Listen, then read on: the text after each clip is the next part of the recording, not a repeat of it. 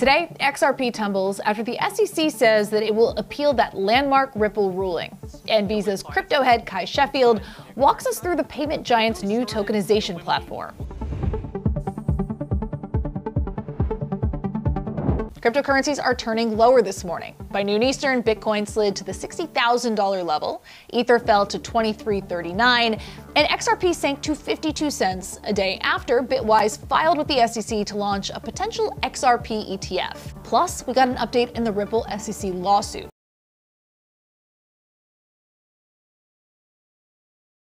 Okay, let's stick with that Ripple news as we talk about the top stories. S.E.C. says that it will push back on its partial court loss against the XRP issuer. The regulator filed a notice of appeal yesterday, more than a year after a federal judge ruled the sale of Ripple's XRP on public exchanges does not meet the criteria of a security, giving the company a partial victory over the regulator in its years-long legal battle. Now, in response to this latest move from the S.E.C., Ripple Labs chief legal officer Stuart Alderoty said on X that the S.E.C.'s decision to appeal prolongs what he calls, quote, a complete embarrassment for the agency, and that the company is weighing whether to file a cross appeal.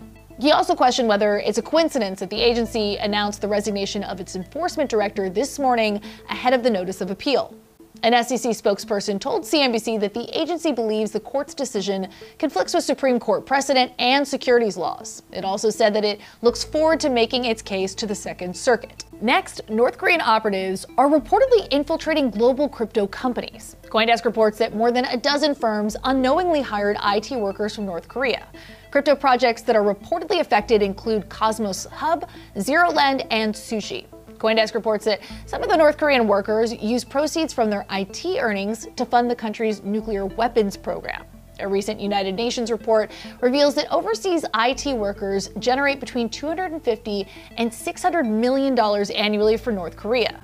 Last, a CFTC subcommittee reportedly voted to pass recommendations allowing asset managers, including BlackRock and Franklin Templeton, to use tokenized shares of their money market funds as collateral. Now, Bloomberg reported that a subcommittee of the regulator's Global Markets Advisory Committee voted to pass guidelines on the handling and transferring of tokenized funds to the broader agency. Tokenization has garnered attention multiple times over the years, but Wall Street has been taking another look at the blockchain use case in the hopes that it could make markets more efficient and drive profits. Okay, sticking with tokenization for our main story, Visa just announced its new tokenization platform for banks called the Visa Tokenized Asset Platform, or VTAP. Now, the goal of the new service is to let more than 15,000 banks use blockchain technology for things like tokenized deposits. I spoke with the payment giant's head of crypto, Cuy Sheffield, about that new product and where Visa's crypto strategy is headed. So you're introducing the Visa Tokenized Asset Platform. Walk me through what VTAP will do. Yeah, so we're super excited about the announcement this week. So VTAP gives the ability for banks to issue and manage fiat-backed tokens. And so one of the things that we've seen is really the growth and excitement around stable coins, which are now at an all-time high, around 170 billion in circulation.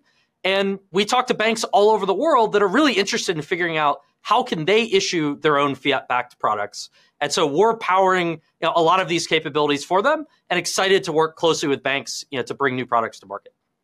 And so why launch this platform now? Is it a product of the kinds of conversations that you were describing, as in the market indicates that this is a good idea and that there is a sufficient appetite for this? Yeah, so we've been following this space closely for many years now. And the story and genesis behind this platform, it was actually a lot of the work that we did with central banks across the world. And so we've been involved in CBDC pilots and sandboxes in Hong Kong and in Brazil. And we really got the opportunity to start working closely with banks, helping them with technology to be able to mint and manage these tokens. And we then decided to commercialize it and make this platform available on the Visa Developer Portal. And we've got many banks that work with us today for a range of different solutions. And as they start to enter into the blockchain space, we think Visa can help be a bridge for banks to be able to interact with blockchains with their own tokens. Talk about what this partnership with the banks looks like. How are you going to bring them online? What kinds of use cases do you think are going to be most relevant to them? Yeah, so our goal is really to be the easiest way that banks can get started.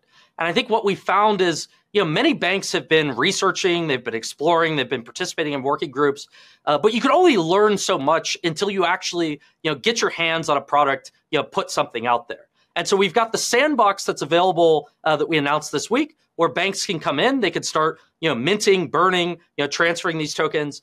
And there are a range of different use cases that we're seeing banks, interested in. And it really depends on the bank. There are banks that are looking at this as really blockchains becoming a modern ledger where they can do intra-bank payments that are 24/7 between their clients. We've got banks that are interested in capital market use cases, seeing the tokenization of securities and bonds and real estate. They want a cash leg to be able to trade those assets. We've got banks looking at smart contracts and new lending possibilities. Can they automate a lot of their internal processes? And so we're excited to work closely, hand in hand with banks to help them find the use cases where fiat tokens can be meaningful for their business.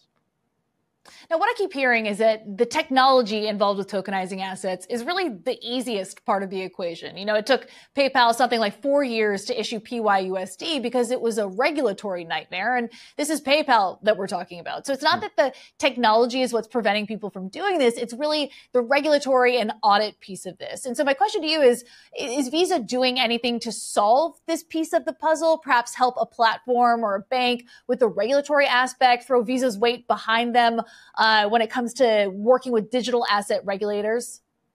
Yeah, so we've been engaging with regulators across the world, and really, we think it's important to have regulatory clarity around what are the rules for issuing a stablecoin or a tokenized deposit. And so we plan to continue doing that.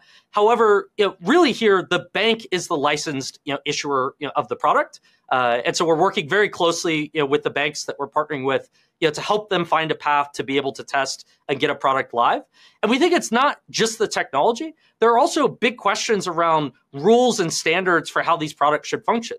I think we've seen banks start to test and experiment with tokenized deposits and stablecoins in a very fragmented way. Banks are writing their own smart contracts. One bank's product looks very different from each other. And so I think there's a big role for Visa to play to create global standards and enable a platform where banks can issue products that can then interact with each other because they're built upon the same rules and standards, using the VTAP system. So is VTAP just going to be within the US, or are you expanding out to other global jurisdictions?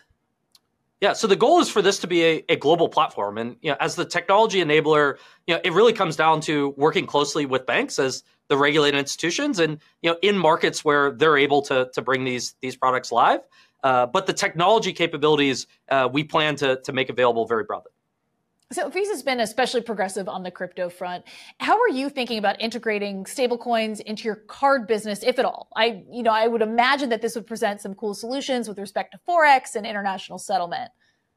Yeah, we think there are huge opportunities here. And we really started, we set up a crypto team really in the depths of the last bear market, about 5 years ago. And we really looked at a new set of fintech platforms that were building on top of crypto and stablecoins. And we wanted to give them a path to be able to issue Visa cards. And I think one of the things that we found is, as amazing as stablecoins can be, there isn't merchant acceptance. And so they can only have so much utility if you're just holding them as a store of value. You need to have a way to spend a stablecoin. And we think that linking a Visa credential to a stablecoin wallet is the best way to do that. We partner with over 50 crypto wallets and exchanges to be able to bring these products to market. And then we started to experiment with how can Visa enable clients to settle with us, using stablecoins on blockchain rails. And it's still early days, but we're seeing growing demand and interest from many of our clients that are starting to incorporate stablecoins into their corporate treasuries and looking to be able to settle directly with Visa on chain. And we think there's a huge opportunity to meet clients where they are and start to utilize these technologies to improve our core network and services. So to your last point, Visa has been talking about accepting USDC for settlement. Has that been brought live across the board? And can you walk our viewers through what problem this is solving? Yeah, so this is live today, in a handful of pilots, with clients on both the issuing side and the acquiring side. And it really started, when we worked with crypto companies to be able to issue cards. We found that a number of these crypto platforms, they're using stablecoins to pay their employees, stablecoins to pay their vendors, and they wanted to use stablecoins to be able to pay Visa. And so we authorize transactions, in real time, and then at the end of the day, we need to settle, with those clients. And our goal is to give more options and choice, to these clients to be able to, send us their, preferred currency on the preferred network, that they're using already. And so we launched this pilot, about a year ago. We've got a handful of partners in it, and we're seeing, really early positive signs of traction and more demand from many of our clients that we're talking to start to settle with Visa in USDC as well. Okay, that's all for Crypto World today. We'll be back again tomorrow, and we'll see you then.